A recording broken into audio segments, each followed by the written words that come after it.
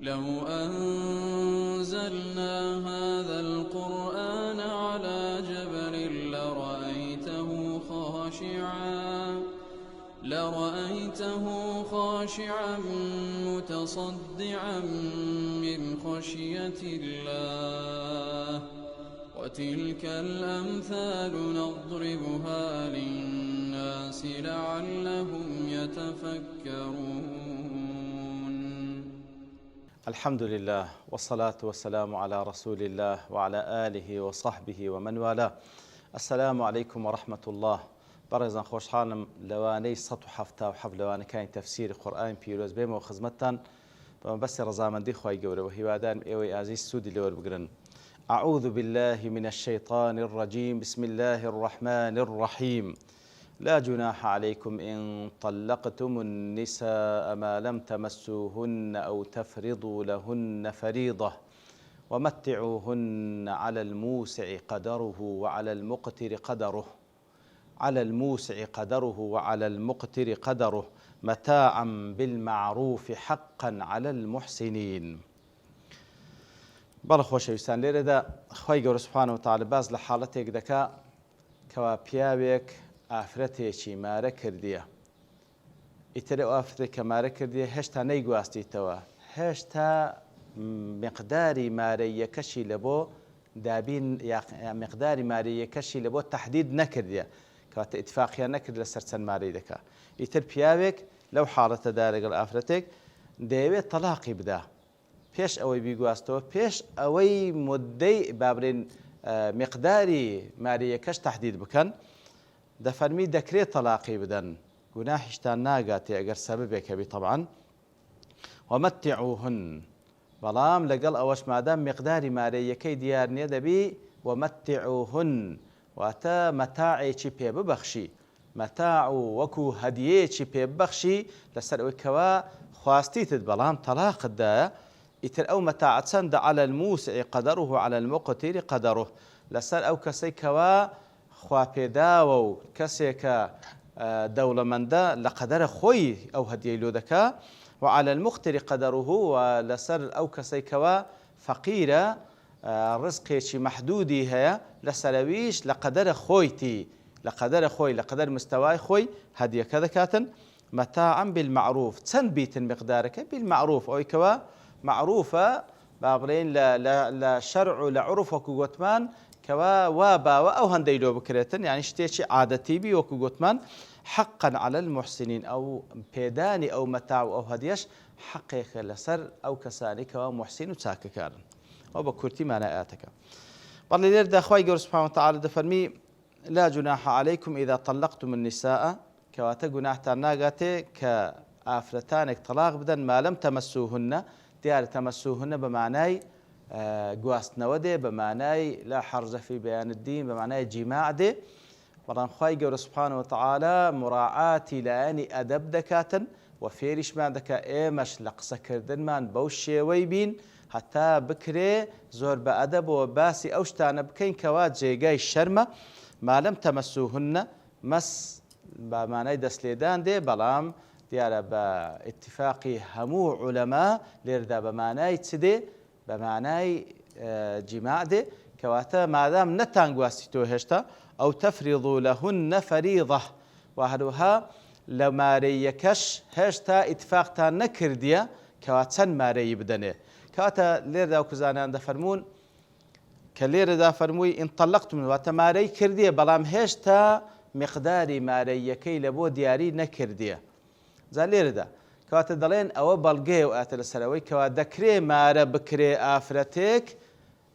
طبعا بە وجودی وەلی ئەمر و دوو شاهێد دەکرێ مارە بکرێتن بەبێ ئەوەی کەوا مقداری مارەیەکە تەحدید بکرێ، ئەگەر هێشتا ئیتفاقیان لەسەر نەکردیە، کەواتە دەکرێ بە دەلیلی ئەوەی دەکرێت دواترێ تەلاقیشی بداتەوە، بەڵام هێشتا تەحدیدی مقداری مارەیەکەی نەکردی. ئەگەر چی ئەولاترە کەوا تەحدید بکرێ لەوەی کە تاوەکو لە حاڵەتی گواستنەوە یاخود لە حاڵەت تەلاقدانی دیار بی وەزعەکە کووە. بە هەر حاڵ دیارە وەکو زانان دەفرن ئەو بەڵگەی لەسەر ئەوەی کەوا دەکرێ، بەڵام ناکرێ ئیتفاق بکەن لەسەر ئەوەی کەوا هیچ مارەیەکی نەبی، ناکرێ. جمهوری عولەما لەسەر ئەوەن کەوا ناکرێ هیچ ئافرەتێک مارە بکرێت لەسەرەوەیکەوە هیچ مارەیەکی نەبیتن نەخێر دەبی مقدارێک مارەیی شتێک هەبیکەوە لەسەری مارە بکرێتن بەڵام تهدید نەکردنی شتەکە ئەوە هیچ لە مۆزوعەکە ناگۆڕێ دەکرێ مارەی بکە بە ئیتفاق لەسەرەوەیکەوە مارەیەک لۆ دادنێ بەڵام هێشتا ئیتفاقیان لەسەر مقدارەکەی نەکردیە بەڵێ کەواتە ئەگەر کەسێک ئافرەتێکی مارە کردبوو هێشتا مقداری مارەیەکەی لە بۆ تهدید نەکردبوو نەشی گواستبووەوە بەڵام دواتر ویستی پێش ئەوەی بیگواستەوە تەلاقی بدا خوای گەورە فەرمێ گوناحی ناگاتێ دیارە سەبەبێکێ لە بۆ تەلاقدانەکەی بەڵام لە مقابلدا کەم مارەیەکەی لە بۆ تهدید نەکرێ هەر ئەو هەدەست لێبەردا نەخێر ومەتیعوهن بەڵکو وەکو گوتمان پێویستە مەتاعی بدرێتێ پێویستە هەدیەیەکی بدرێتێ ئەو جە چەند بێ ئەو هەدیە خوای گەورە فەرمی لە قەدەر حاڵی ئەو پیاوەیە ئەو پیاوە دەوڵەمەند بی و خوا پێداو بی لە قەدەرە خۆی هەدیەیەک دەکا و ئەو کەسەشکەوە ئەو پیاوە مقتیر بی واتە کەسێکی فەقیر و کەسێک بی با بڵێن دەخلی مەحدود بی ئەوش لە قەدەرە خۆی هەدیەش دەکات لە هەردوو حاڵەتان پێویستە هەدیەی لۆ بکرێ لە هەردوو حاڵەتان پێویستە هەدیە مەسەن لە کتوبە شەرعیەکانی خۆ لە کتوبی تەفسیر لە بۆ نمونە یعنی بە حساباتی ئەو کات دەڵێن مەسەلەن ئەوەی کەوا دەوێت زۆری بداتێ با خادیمەچی بداتێ کەواتە خادیمێکی لە بۆ بگری کە بە بەردەوامی لە خزمەتی ئەو ئافرەتە دابیتن ئەو کەفالەتی بکاوە یاخود وەکو پێشانکەوە جاریە هەبووە کڕای فرۆشرای وەکو خزمەتکارێک لە بۆی بیکاتە هەدیە و کەمترینیان وەکو ئەو لە عورفی ئەو کاتی باز دەکرێت ئەوەیەکەوە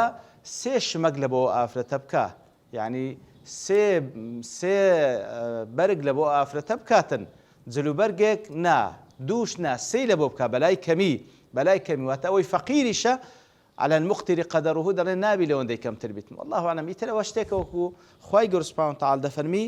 مەتاعا بالمعروف واتە مەتاعێکە و هەدیەیەکە بە چاکە تا وەکو یعنی سبحان الله لە هەموو تەلاق و جیابوونەوەیەک خوای گەورە حسابی ئەوەی کردێکەوە بە معروف بی بە چاکە بی ئەو لێک جیابوونەوە بە دوژمنداری نەبی ئەو جا دەفەرمی حقا على المحسنين ئەوە حەقێکە لەسەر محسینەکان حەقێکە لەسەر محسن واتە ئەو کەسێک کە چاکار کەواتە لێرەدا وەکو زانان دەفەن ئەو فەرزە بیداتێ واتە کەسێک بەو شێوەی خێزانی تەلاق بداتن کە ماریەکەی تهدید نەکردێ و هێشتا نەیگواستیتەوە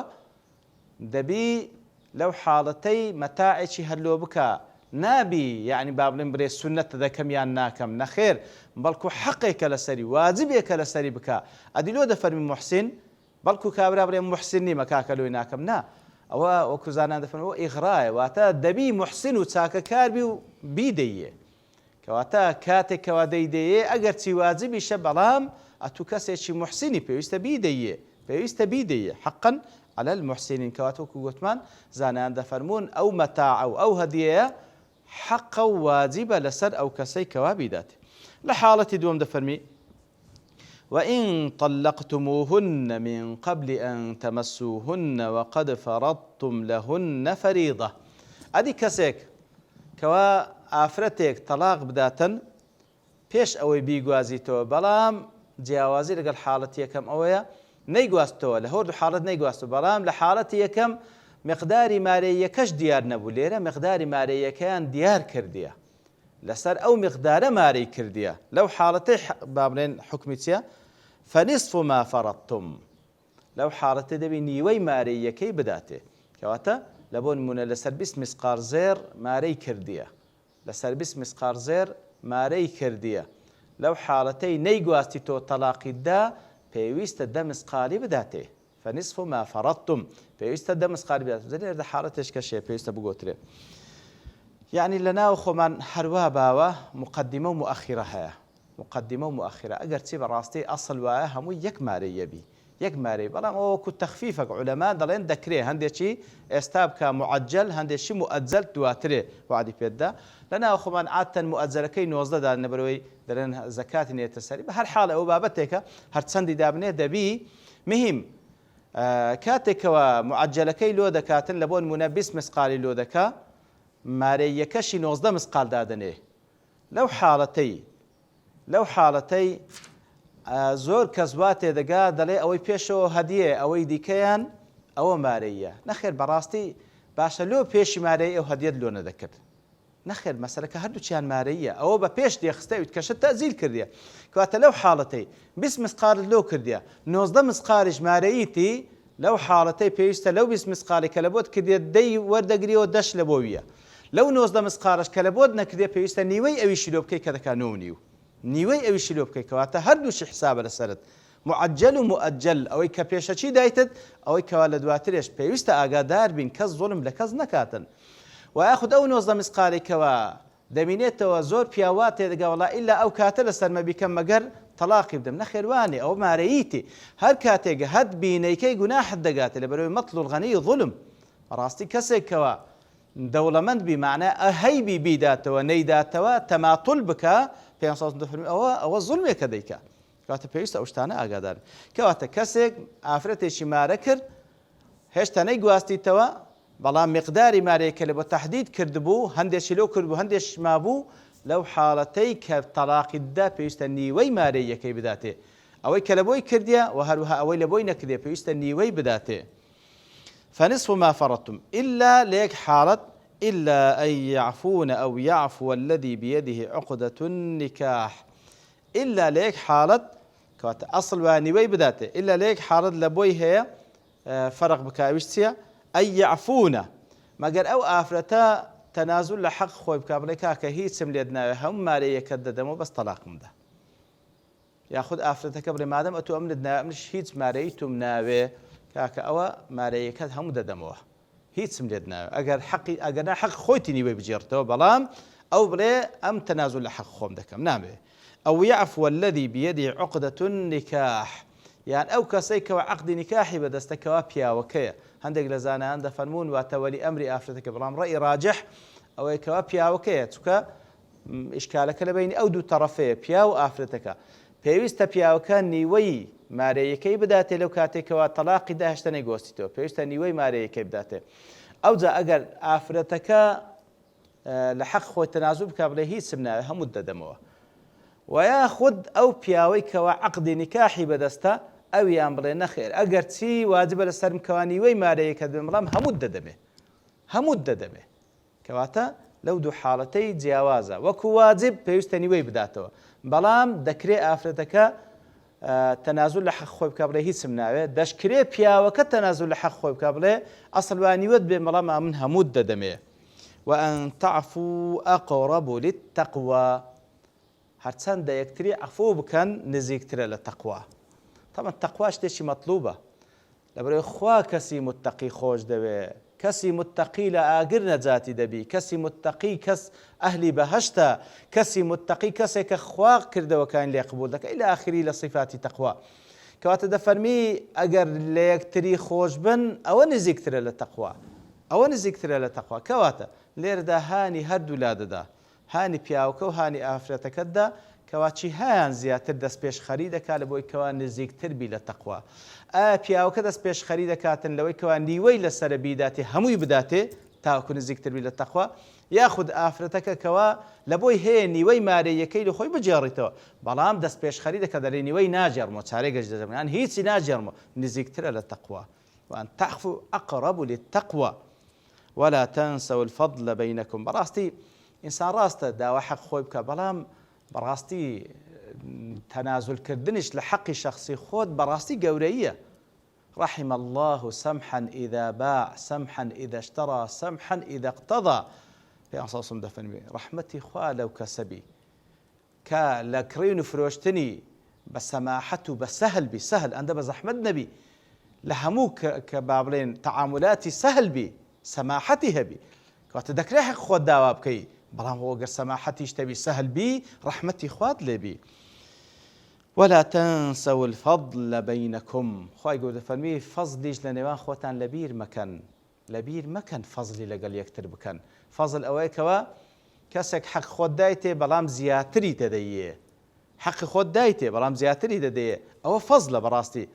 ئەو پیاوەی کەوا ماژنەکەی تەلاقدایە و نەیگواستیتەوە حەق خۆی ئەوەی نیوەی بداتێ بەڵادی ئەگەر فەزل لەسەر بکە ئەوەی کەوا هەمووی بداتێ ئەوەی لەبیر مەکەن ئەگەر فەزل لەگەڵ یەکتری بکەن و یاخود ئافرەتەکە حەق خۆی تینوێ بجێڕ بەڵام فەزل لەگەڵ پیاوەکەی بکاتن بۆی کەوا هیچ لە حەقەکەی خۆی نەجێت ولا تەنسەو الفەضل بەینەکم بەڕاستی فەزل لە فەزلکردن لەسەر یەکتری ئەوە لەبیر مەکەن کەوە ئەسڵ وایە فەزل لەگەڵ یەکتری بکەن نەک هەر حەقی یەکتر بدەن. إن الله بما تعملون بصير بالتأكيد الله سبحانه وتعالى بینایە بەو کار و کردوانی کە دەیکەن بینایە دەبینی و ئاگادارە کەواتە ئاگادار بن بە هیچ شێوەیەک فرت و فێڵ لەگەڵ یەکتری مەکەن ڕاست و دروست و ساغ بن لەگەڵ یەکتری لەبەرەوەی خوای گەورە ئاگادارە و هەر کەسێکیش لەژێر چاودێری خوای گەورە سبحانه وتعالى فرت و فێڵێک بکە انحرافێک بکە زوڵمێک بکە بەتأكيد ئەوە معرضە لە بۆ عەزابی خوای گەورە خوا پەنامان بدە. وصلى الله وسلم على نبينا محمد وعلى آله وصحبه أجمعين وآخر دعوانا أن الحمد لله رب العالمين. لو أنزلنا هذا القرآن على جبل لرأيته خاشعا متصدعا من خشية الله وتلك الأمثال نضربها للناس لعلهم يتفكرون